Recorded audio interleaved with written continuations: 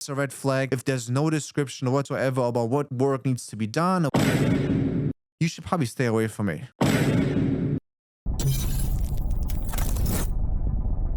The other thing you guys need to understand is you could also look for properties that are currently for sale and check out if there's any properties for sale in a $200,000 to $250,000 range. But the difference between something that's for sale and something that is sold is anyone can list something for whatever price they feel like it's worth, right? There's no limitation. You can put a $200,000 property on the market and list it for $2 million.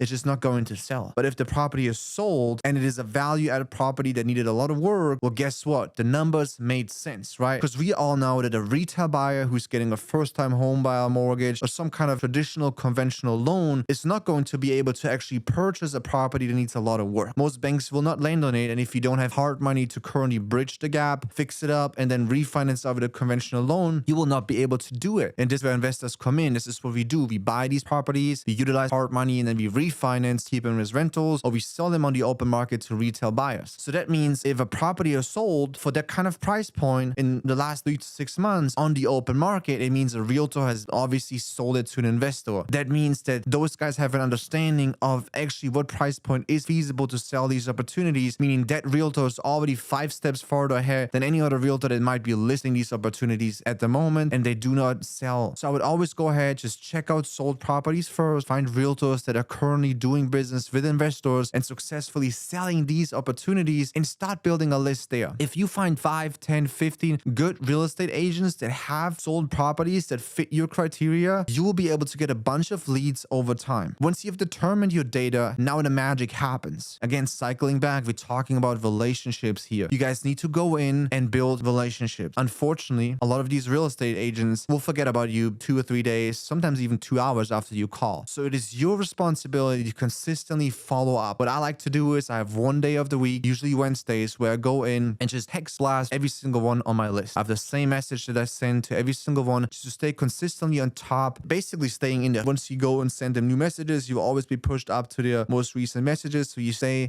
consistent, and they will start thinking about you guys. And that is tremendously important because the follow-up, the consistency in building relationships, showing these agents that you guys are serious in buying these assets, and you're not just somebody calling with a lot of whoosh and hot air, because obviously they get a lot of calls from people that aren't actually serious buyers. So it's important that you build that trust and the relationship and show them that you guys are serious, and you do this by following up. And it doesn't take you much time. You can just text something really general where you just like, hey, good morning, happy Wednesday, I hope you're doing fine. We had a call last week. I just wanted to check in with you guys and see if you have any other opportunities that are currently available for me to take a look at. We talked about some valued opportunities last week when I called you guys. So I just wanted to follow up and see if you guys have anything new on the table. All right, just like something standard that you can copy and paste and send to every single realtor on a weekly basis to stay consistent with your follow-up. Now we've talked about realtors. A second way of how you guys can access deals is building relationships with wholesalers. When it comes to wholesalers, it is a hot mess. There's a lot of these wholesalers out there, and quite frankly, I was a wholesaler myself. So understand, obviously, wholesalers are looking for buyers. They'll be tremendously thankful for having more buyers on their buyers list, but they'll also just blast out everything they get on their desk, no matter if it's good or bad opportunities. And sometimes those things are not pre-qualified. So it is your responsibility in one, building relationships and then pre-qualifying these wholesalers to determine who's actually worth your time. And how do you find wholesalers for free? Well, you can go on Facebook groups,